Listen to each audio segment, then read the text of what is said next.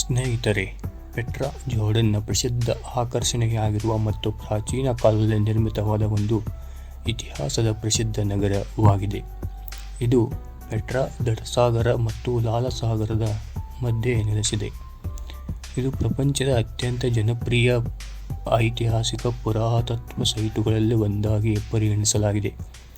ಈ ಸ್ಥಳವು ಭಾಗಶಃ ಪರ್ವತಗಳನ್ನು ಕೆತ್ತಿ ನಿರ್ಮಿಸಲ್ಪಟ್ಟಿರುವುದರಿಂದ ಪ್ರಸಿದ್ಧವಾಗಿದೆ. ಇಲ್ಲಿ ಕಲ್ಲುಗಳು ಕೆಂಪು ಬಣ್ಣದಾಗಿರುವ ಕಾರಣ ಪೆಟ್ರಾವನ್ನು ರೋಸ್ ಸಿಟಿ ಎಂದು ಕೂಡ ಕರೆಯಲಾಗುತ್ತದೆ. ಪೆಟ್ರಾ ಎಂಬ ಹೆಸರು ಗ್ರೀಕ್ ಭಾಷೆಯ ಪೆಟ್ರೋ ಎಂಬ ಪದದಿಂದ ಬಂದಿದೆ. ಇದರ ಅರ್ಥ ಕತ್ತರಿಸಲು ಎಂದು. ಪೆಟ್ರಾ ವಿಶ್ವದ ನವಸಪ್ತ ಆಶ್ಚರ್ಯಗಳಲ್ಲಿ ಒಂದಾಗಿದೆ ಹಾಗೂ ಜೋರ್ಡಾನ್ನ ಅತ್ಯಂತ ಜನಪ್ರಿಯ ಪ್ರವಾಸಿ ತಾಣವಾಗಿದೆ. ಇದು ಐತಿಹಾಸಿಕ ಹಾಗೂ ಸಾಂಸ್ಕೃತಿಕವಾಗಿ ತುಂಬಾ ಮಹತ್ವಪೂರ್ಣವಾದ ಸ್ಥಳವಾಗಿದ್ದು ಯುನೆಸ್ಕೋ ವಿಶ್ವ ಪರಂಪರೆಯ ಸ್ಥಳಗಳ ಪಟ್ಟಿಗೆ ಸೇರಿಸಲಾಗಿದೆ. ಪೆಟ್ರಾವು ಪ್ರಪಂಚದಾದ್ಯಂತ ಬಹುಪಾಲು ಜನರು ಭೇಟಿ ನೀಡುವ ಪ್ರವಾಸಿ ತಾಣವಾಗಿದೆ. ಈ ನಗರಕ್ಕೆ ಸಮಾನವಾದ ನಗರ ಇನ್ನೊಂದಿಲ್ಲ. ಇದನ್ನು 312 ಇಸವಿ ಪೂರ್ವದಲ್ಲಿ ಸ್ಥಾಪಿಸಲಾಗಿದೆ ಎಂದು ನಂಬಿಕೆ ಇದೆ. ನಂತರ ಪೆಟ್ರಾ ರೋಮನ್ ಆಳ್ವಿಕೆಗೆ ಬಂತು. ವಿಡಿಯೋ ಮುಂದುವರಿಸುವ ಮೊದಲು ನೀವು ನಮ್ಮ ಚಾನೆಲ್ ಸಬ್ಸ್ಕ್ರೈಬ್ ಮಾಡಿಲ್ಲದಿದ್ದರೆ ದಯವಿಟ್ಟು ಸಬ್ಸ್ಕ್ರೈಬ್ ಮಾಡಿ, ಏಕೆಂದರೆ ನಾವು ಈ ರೀತಿಯ ವಿಡಿಯೋಗಳನ್ನು ನಿರಂತರವಾಗಿ ನೀಡುತ್ತಿದ್ದೇವೆ. ಪೆಟ್ರಾ ನಬಟಿಯನ್ ಜನರು ಸ್ಥಾಪಿಸಿದ ಪ್ರಾಚೀನ ಬಡಾವಣೆಯಾಗಿತ್ತು. ಇದು 6ನೇ ಶತಮಾನ ಇಸಾ ಪೂರ್ವದಲ್ಲಿ ನಬಟಿಯ ಸಾಮ್ರಾಜ್ಯದ ರಾಜಧಾನಿಯಾಗಿತ್ತು.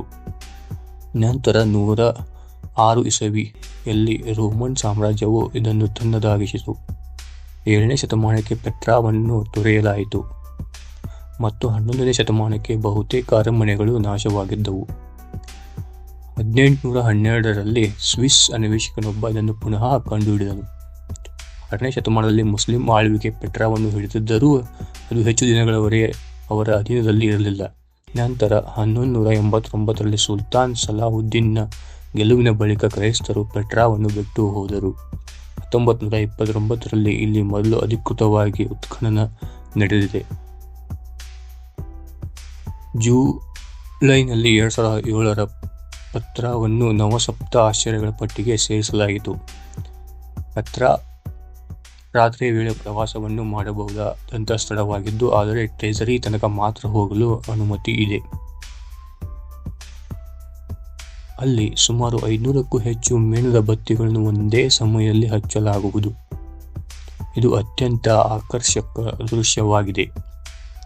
ಸಂಶೋಧನೆಯ ಪ್ರಕಾರ ನಬಟಿಯನ್ನರು ಪೆಟ್ರಾ ನಗರವನ್ನು ಸೂರ್ಯನ ಖಗೋಳ ಚಟುವಟಿಕೆಗಳನ್ನು ಗಮನಿಸಲು ನಿರ್ಮಿಸಿದ್ದಾರೆ ಎಂದು ಅಭಿಪ್ರಾಯಪಟ್ಟಿದ್ದಾರೆ. ರೋಸ್ ರೆಡ್ ಬಣ್ಣದ ಕಲುವೆಗಳಿಂದ ಪೆಟ್ರಾ ರೋಸ್ ಸಿಟಿ ಎಂದು ಕರೆಯಲಾಗುತ್ತದೆ.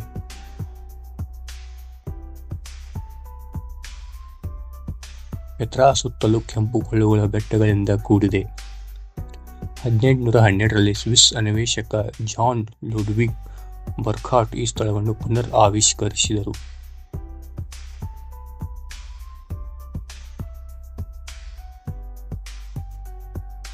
ಪೆಟ್ರಾ ಪ್ರವೇಶಿಸಲು 1 ಕಿಲೋಮೀಟರ್ ಉದ್ದದ ಕಿರಿದಾದ ಕಣಿವೆ ಮೂಲಕ ಹೋಗಬೇಕು. ಇಲ್ಲಿ ಸಮಾಧಿಗಳು, ಸ್ಮಾರಕಗಳು ಮತ್ತು ಪವಿತ್ರ ಕಟ್ಟಡಗಳ ಸಂಕುಲವಿದೆ. ಪೆಟ್ರಾದಲ್ಲಿ ಸುಮಾರು 893 ಸ್ಮಾರಕಗಳನ್ನು ಯುನೆಸ್ಕೋ ಮಾನವ ಪರಂಪರೆಯ ಬಹುಮೌಲ್ಯ ಸಂಪತ್ತು ಎಂದು ಪರಿಗಣಿಸಿದೆ. ಪೆಟ್ರಾ ರೇಷ್ಮೆ ಮತ್ತು ಮಸಾಲೆ ವ್ಯಾಪಾರದ ಪ್ರಮುಖ ಜಂಕ್ಷನ್ ಆಗಿತ್ತು. ಪೆಟ್ರಾವನ್ನು ರಾಕ್ ಕಟ್ ಸಿಟಿ ಎಂದು ವರ್ಣಿಸಲಾಗಿದೆ. ಇದು ಪ್ರಪಂಚದ ಅತ್ಯಂತ ಪ್ರಾಚೀನ ಮಹಾನ್ ನಗರಗಳಲ್ಲಿ ಒಂದಾಗಿದೆ. ಇಲ್ಲಿನ ಪ್ರಮುಖ ರಂಗಮಂದಿರವನ್ನು 106 ಇಸವಿಯಲ್ಲಿ ನಿರ್ಮಿಸಲಾಯಿತು. ಇದರಲ್ಲಿ 5000 ರಿಂದ 8000 ಜನರ ಆಸನವಿದೆ. ಪ್ರಪಂಚದ ಪ್ರಸಿದ್ಧ ಪುರಾತತ್ವ ಸ್ಥಳಗಳಲ್ಲಿ ಪೆಟ್ರಾವು ಒಂದು. ಪ್ರತಿ ವರ್ಷ ಸುಮಾರು 8 ಮಿಲಿಯನ್ ಪ್ರವಾಸಿಗರು ಜೋರ್ಡಾನಿನ ಈ ಐತಿಹಾಸಿಕ ಸ್ಥಳಕ್ಕೆ ಭೇಟಿ ನೀಡುತ್ತಾರೆ. ಇಲ್ಲಿ ವಾಹನಗಳಿಗೆ ನಿರ್ಬಂಧವಿದೆ, ಆದರೆ ಕುದುರೆ, ಒಂಟೆ ಕತ್ತೆಗಳನ್ನು ಬಳಸಬಹುದು. ಪೆಟ್ರಾ ನಬಟೆಯನ್ನರ ಕಾಲದಲ್ಲಿ 30,000 ನಿವಾಸಿಗಳೊಂದಿಗೆ ಬಹುಜನ ನಗರವಾಗಿತ್ತು.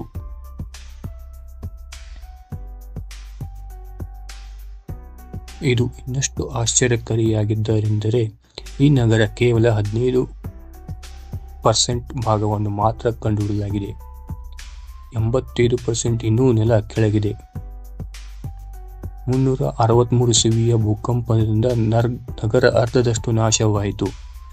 ಇಲ್ಲಿ ಜೋರ್ಡಾನಿನ ದಿನಾರ್ ಬಳಕೆಯಲ್ಲಿದೆ, ಆದರೆ ಅಮೆರಿಕನ್ ಡಾಲರ್ ಸಹ ಒಪ್ಪಿಕೊಳ್ಳಲಾಗುತ್ತದೆ. ಪೆಟ್ರಾಗೆ ಹೋಗುವಾಗ ನಿಮಗೆ ದಿನಾರ್ ಜೊತೆ ಇರುವುದು ಅತ್ಯಂತ ಉತ್ತಮ. ಮೂಸಾ ಪಟ್ಟಣದಲ್ಲಿ ATMಗಳಿವೆ ಮತ್ತು ಬಹುತೇಕ ಹೋಟೆಲ್ ಹಾಗೂ ರೆಸ್ಟೋರೆಂಟ್ಗಳಲ್ಲಿ ಕ್ರೆಡಿಟ್ ಕಾರ್ಡ್ಗಳನ್ನು ಬಳಸಬಹುದು, ಆದರೆ ಕೆಲವು ಕಡೆ ಮಾತ್ರ ನಗದು ಅಂಗೀಕರಿಸುತ್ತಾರೆ.